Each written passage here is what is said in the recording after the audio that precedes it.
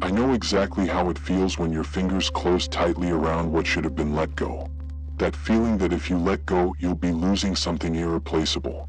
I know the weight of the what-ifs you carry around like stones in your pockets, making every step more difficult than it needs to be. This weight becomes so familiar that you hardly notice it anymore, like a wristwatch that you only notice when someone asks the time. The nights when you relive conversations that happened years ago, imagining different answers, paths not taken. The moments when something small, a song, a smell, the color of the sky, brings back a whole life that no longer exists. The way you keep useless objects because they contain memories, as if the memories could escape if you discarded the object. I know what it's like to feel that letting go means betraying something important, as if the act of moving on is a way of saying that the past didn't matter. I understand that tightness in your chest when you realize that something is over, but your feelings didn't get the memo. The way you keep a possibility alive, even when all the evidence shows it's time to let it go. How you return again and again to places that only exist in your memory, as if you could somehow inhabit that perfect moment again. It's natural, you know? This resistance is deeply human. You've probably felt that hesitation when deleting old messages, as if erasing words written years ago could somehow erase the meaning they once had. Maybe you keep clothes that no longer fit, in the hope that one day they'll fit again, not just on your body but in the life you now live. There is a beauty in this loyalty, even when it becomes a chain that limits your movements, that prevents new embraces. The "it almost happened" are sometimes harder to let go of than the "it happened and it's over." That job that was almost yours, the relationship that almost blossomed, the opportunity that passed so close that you felt its breeze. These half-beginnings hang in the air like unfinished sentences, and you keep waiting for the rest of the story even years later. I've observed how these unrealized possibilities can shine more brightly in your imagination than any reality ever could. I know well that feeling that if you'd only done something different, everything would have worked out. The way you review situations, adjusting small details like a director dissatisfied with a scene. This constant revision keeps you stuck in the moment of loss, as if you could change it if you only found the perfect version of events. But do you know what happens? You end up living longer in the rewritten version of the past than in the present that is unfolding around you. I also see your attachment in the little things. The way you save special gift wrappings, or how you hesitate to finish a book you're loving.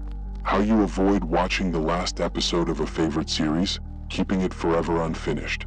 Your heart knows that endings are necessary, but something inside you resists this truth, preferring to keep everything on an eternal penultimate page. I've noticed how you cling not only to people and experiences, but also to versions of yourself. That you from 5 years ago, or the you that could have existed if you'd taken a different path. We carry around these phantom versions of ourselves, sometimes as carefully as our present selves. And perhaps somewhere beyond what we can clearly see, all these versions exist, living their own lives, but not here, not now, not in this reality we share. I know there are times when you wonder why it's so hard to move on, when it seems that everyone around you can do it so easily. Why your hands keep holding on while your heart already knows it's time to let go. Don't be fooled into thinking that you're the only one who feels this way. The people around you also carry their own invisible burdens, their own hidden anchors that they don't show to the world. Sometimes you feel like that child in the park who doesn't want to leave, even when it's getting dark and everyone has gone home. There is a stubbornness in the human heart that refuses to accept the end of cycles, that insists that we can freeze time if we just hold on tight enough. This refusal is as old as humanity itself. Ever since we began to understand the concept of loss, we've been trying to find ways to avoid it. It's funny how selective we are with our memories, isn't it? How we idealize what we've lost, forgetting the difficult parts, the aspects that didn't work. The human mind is a skillful storyteller, especially when it comes to rewriting the past. It smooths out the rough edges, intensifies the golden light, turns real people into perfect characters. And then we fall in love not with what really happened, but with the story we've created about what happened. Attachment is like holding your breath, possible for a while, even necessary at certain moments, but eventually you need to exhale in order to breathe in again. The challenge is not just to let go, but to understand that letting go is not a single, decisive act. It's a process, something we learn throughout our lives. Like the movement of waves on the beach, they retreat only to return in a new form.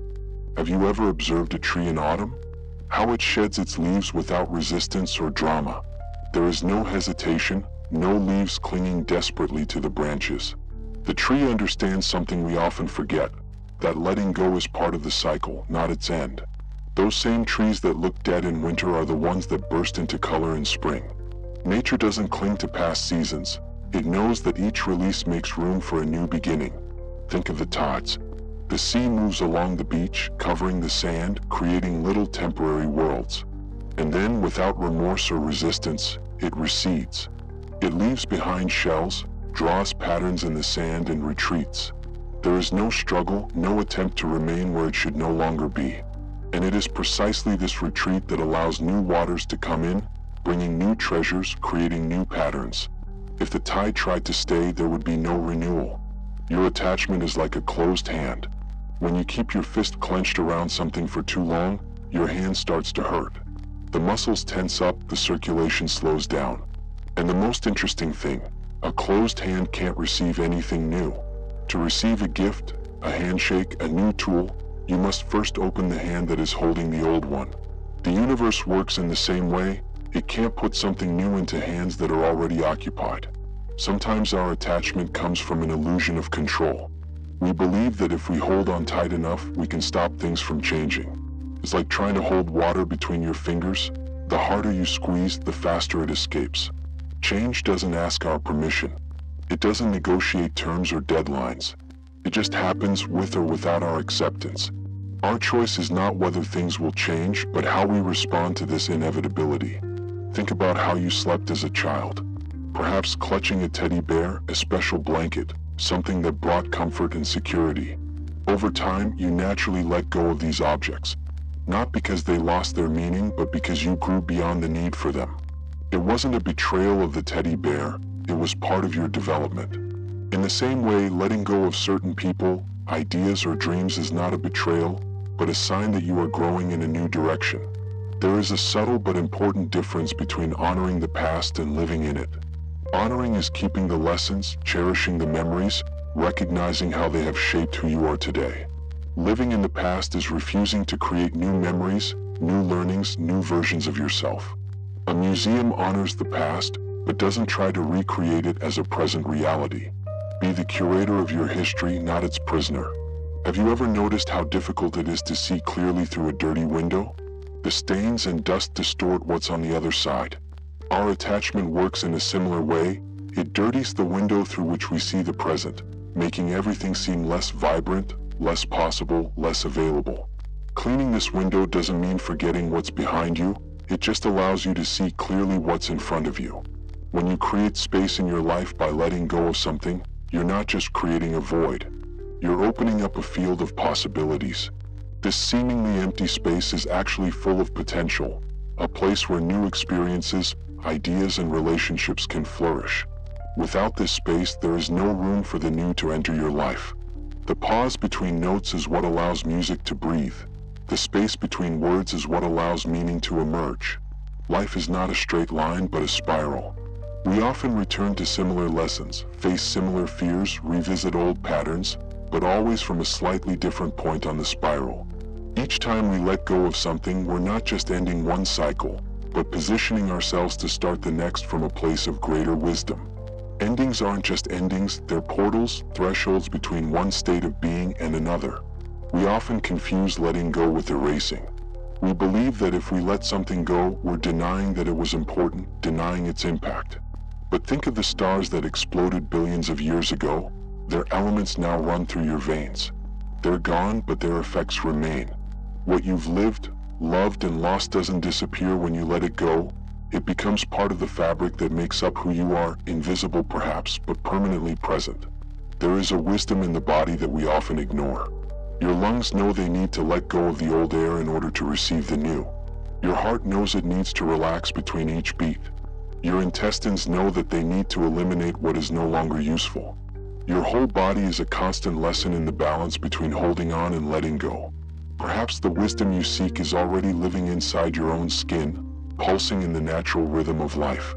In ancient traditions, there was a deep understanding of the power of letting go. The rites of passage, the seasonal ceremonies, the practices of forgiveness, all recognized that there needs to be a formal end for a new beginning to be possible. When we deny these closures, we are stuck in limbo, neither totally in the past nor completely free for the future. Modern civilization has lost many of these rituals, leaving us without clear landmarks to navigate life's transitions. Attachment often masquerades as loyalty. I'm honoring what we had by refusing to let go, you tell yourself, but there is a higher form of honoring, recognizing that everything has its time, its purpose, and eventually its end. True loyalty doesn't lie in artificially keeping alive what has already completed its cycle, but in allowing each experience to take its proper place in the great mosaic of your life. Fear often lives at the center of our attachment. Fear of emptiness, fear of the unknown, fear of discovering that we are not who we thought we were without that person, that job, that identity. This fear creates an illusion that it's safer to cling to the familiar, even when it causes pain, than to venture into the unknown. But consider this, the unknown is not automatically dangerous, just as the familiar is not automatically safe. Sometimes the greatest danger lies in staying where you shouldn't be. When you really look at your thoughts about what you're reluctant to let go of, you often find not just memories but narratives, stories you tell yourself. This was the only job where I was really valued. I'll never find someone who understands me like she does. It was my only chance to. These are not absolute truths, but interpretations, often created in moments of pain or fear. Gently questioning these narratives is the first step towards realizing that other stories are possible. Have you ever noticed how moments of great transformation in your life often come after significant losses? It's no coincidence. There is a space that opens up when something is gone, a temporary vacuum that asks to be filled. And in nature, as in life, empty spaces rarely remain empty for long. The universe tends to flow into these open spaces. By letting go, you're not just letting something go, you're creating an invitation for something new. There is wisdom in realizing the difference between abandonment and release. Abandonment carries guilt, a sense of unfulfilled responsibility. Liberation recognizes that each person, experience, or phase has served its purpose, and now it's time to go their separate ways with gratitude and respect. It's the difference between running away from something and making peace with its natural end. The first action carries weight, the second offers lightness. The resistance we feel when letting go is often proportional to how much we identify with what we're holding on to. When something becomes part of your identity, I'm the partner of, I'm the employee who, I'm the person who always. Letting go seems to threaten not only the external connection but your very essence. Remember, you are the sky, not the clouds that pass through it. The clouds, relationships, jobs, social roles, can constantly change without affecting the essence of the sky that sustains them. I often realize that people fear that letting go means forgetting. That's not how it works. Letting go is more like moving something around in your inner house, taking it out of the center of the room, where you trip over it every day, and placing it carefully on a shelf, where it can be seen, appreciated, but no longer obstructs your path. The memories remain. The lessons remain. What goes is just the unnecessary weight, the pain of resistance. There is an interesting paradox in the process of letting go. The more gently you do it, the more complete the result. When we try to force forgetfulness, repress feelings, or brutally rip something out of our lives, we create resistance and trauma. It's like pulling up a plant by the roots. The earth is disturbed and a hole is visible. But when we allow a natural detachment, like a ripe fruit falling from the tree at the right time, the separation happens gracefully, without violence, without leaving deep scars. Have you ever noticed that we often cling not to the reality of something, but to the potential we saw in it? That relationship that didn't work out, maybe you're holding on not to the real person with their complexities and limitations, but to the idealized version of who they could have become, or what you could have built together. Recognizing this is liberating, because you realize that you've been regretting something that never fully existed in reality. One of the most beautiful aspects of letting go is that it doesn't have to happen all at once. You don't have to rip something out of your heart in one dramatic movement. It's more like releasing a balloon. You can open your fingers one by one, giving yourself time to adjust to the sensation, watching as it slowly gains distance. Some days you'll hold on tighter, other days you'll feel more freedom. This is not a sign of failure, but of a natural and human process. Interestingly, one of the most effective ways to start letting go of something is to express gratitude for having it in the first place.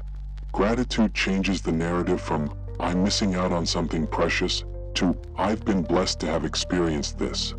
This simple shift in perspective transforms the end of a cycle from a defeat to a celebration. It's not about denying the pain of loss, but about expanding your awareness to also include the gift received. Time has been called the great healer, but this is only partially true. Time alone doesn't heal, it's what happens within that time that matters. It's the reflections, the new experiences, the connections we form, the meanings we discover. Without this internal work, we can spend decades still clinging to the same attachments. The passage of time offers distance, perspective, but it's up to you to use that distance to reinterpret, recontextualize, and eventually release. A powerful practice to start releasing is the ritual of the unsent letter. Write down everything you'd like to say to that person, situation, or version of yourself that you're trying to release. Don't hold back. Let out the anger, the love, the regret, the unanswered questions.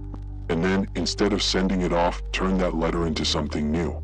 Some people burn the paper and watch the smoke rise, symbolizing the transmutation of those feelings. Others bury the letter, planting a seed or flower on it, representing how that experience, although closed, will nurture new growth. Our language shapes our thinking more than we realize. Try subtly changing the way you talk about what you're letting go of. Instead of "I lost my relationship," try "I completed that experience." Instead of "I failed at that project," try "I learned what doesn't work for me."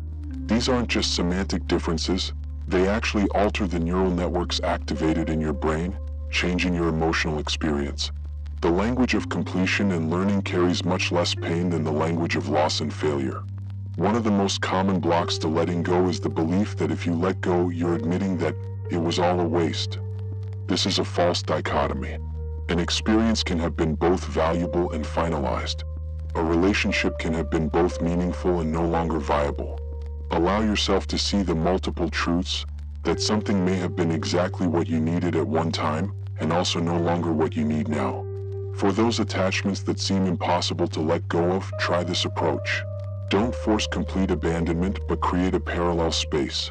Like two open files on your computer.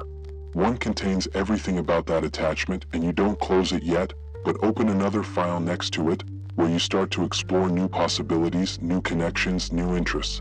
Gradually, you may find yourself spending more time in this second file, until one day you realize that you haven't opened the first one for weeks. Rites of passage exist in all cultures for a reason. They help us mark transitions, make the invisible process of change visible. Create your own ritual to honor what you're leaving behind. Perhaps it's separating objects associated with that person or phase and giving them away with positive intent. Maybe it's visiting a significant place one last time, consciously saying goodbye.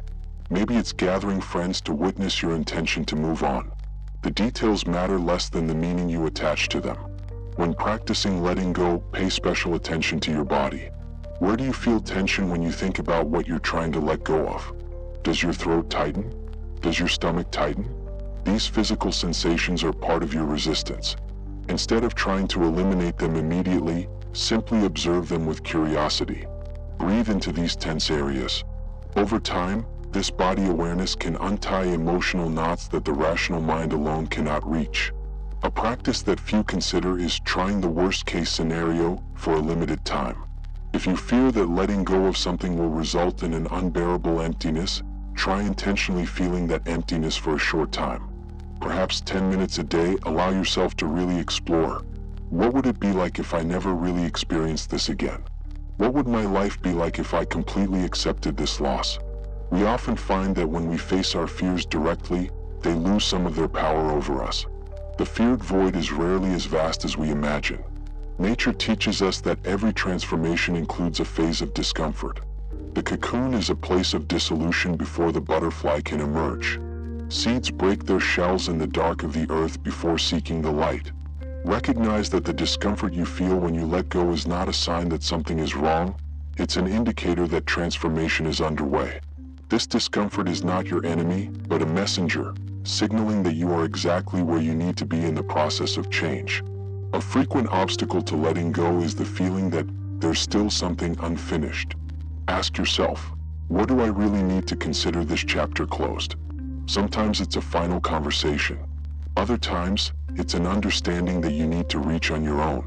And in some cases, the only possible resolution is to accept that some stories simply don't have the neat and tidy ending we want. Part of maturing is developing the ability to live with certain unanswered questions, certain arcs that aren't completely closed. The practice of visualization can be surprisingly effective for the process of letting go. Imagine yourself on a bridge. Behind you is everything you're letting go of. In front of you is an open horizon, full of as yet undefined possibilities. Feel the weight of what you're carrying. Now visualize yourself placing that weight gently on the bridge, thanking it for what it has taught you, and then walking forward, step by step, feeling lighter with each movement. Return to this visualization whenever you feel the old attachment trying to regain control. One of the most difficult aspects of letting go is facing the temporary empty identity that can arise. If I'm no longer the partner of, name the person, who am I? If I'm no longer the employee of, name the company, what defines me? This sense of fluid identity can be deeply uncomfortable. A useful practice is to create an inventory of who you are beyond that specific attachment. List your core values, your enduring qualities, your relationships that continue, your skills that remain. This exercise reminds you that although an important part of you is changing, your essence remains intact. There is wisdom in recognizing that some attachments don't disappear completely, they transform. Like a river that changes its course after a flood, finding a new path to the same ocean. Perhaps you don't need to completely eliminate your feelings for that person, but allow them to evolve from romantic love to a different form of appreciation. Maybe you don't need to completely abandon a dream, but reimagine it in a new form that better aligns with who you have become. Detachment isn't always about cutting off completely. Sometimes it's about transforming. There is a fascinating phenomenon that happens in forests after a devastating fire. Certain seeds, which have lain dormant for years, sometimes decades, need exactly the intense heat of the fire to germinate. Destruction becomes the catalyst for a completely new type of growth. In the same way, the moments when we are forced to let go through losses, endings, closed doors, often release aspects of ourselves that have been patiently waiting for their chance to blossom. The process of letting go is not linear, it moves in spirals, waves, cycles. There will be days when you feel completely at peace with what you've let go of, and others when the pain returns as if it were new. This doesn't mean that you've failed or gone backwards. It's simply the natural rhythm of emotional integration. Over time, you'll notice that these moments of return become less intense, less frequent, until one day you realize that you can think about what you've lost without being consumed by the feeling of loss. When you start to truly let go, something almost magical happens to your perception of time. Instead of continuing to divide your experience into before and after that loss, you begin to see your life as a continuum, an unfolding story where each chapter informs the next, but no single chapter defines the entire narrative. This expanded perspective brings a profound sense of freedom. You're no longer stuck in a specific moment in the past, nor fearing a future based on that loss. There's an old story about a Zen master who carried a young girl through a mud puddle, leaving her safe on the other side and going on his way. Hours later, another monk who witnessed this reprimanded him. "How could you carry that woman when our rules forbid any contact with the opposite sex?" The master replied, "I left her in the puddle hours ago. Why are you still carrying her?" The lesson is clear. We can help someone, touch a situation, get completely involved in the moment, and then let it go when it's over. It's the continued attachment, not the experience itself, that creates the burden. One of the most liberating discoveries you can make is that letting go doesn't diminish your capacity to love, it actually expands it.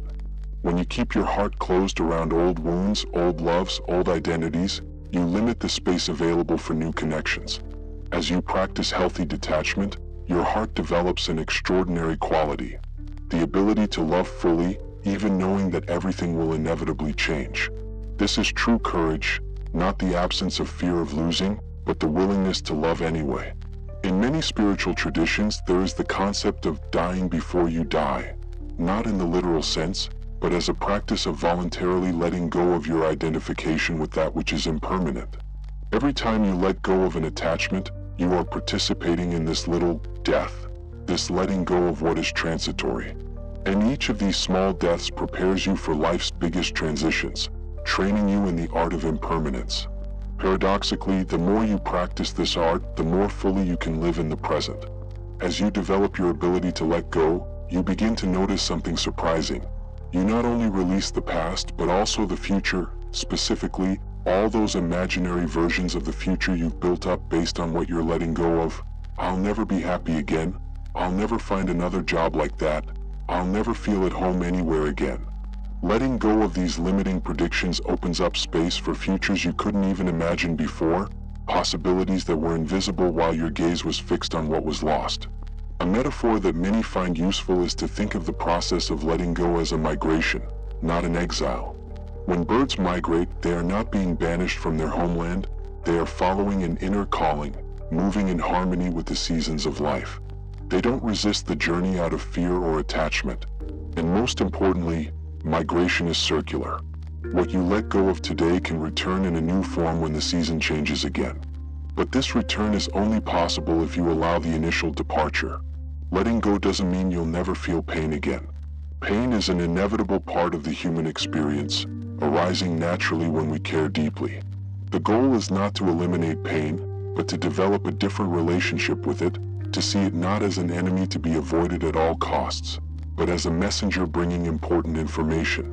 When you stop resisting the pain of detachment, it becomes not an impenetrable wall, but a door you can walk through to reach a wider space of understanding.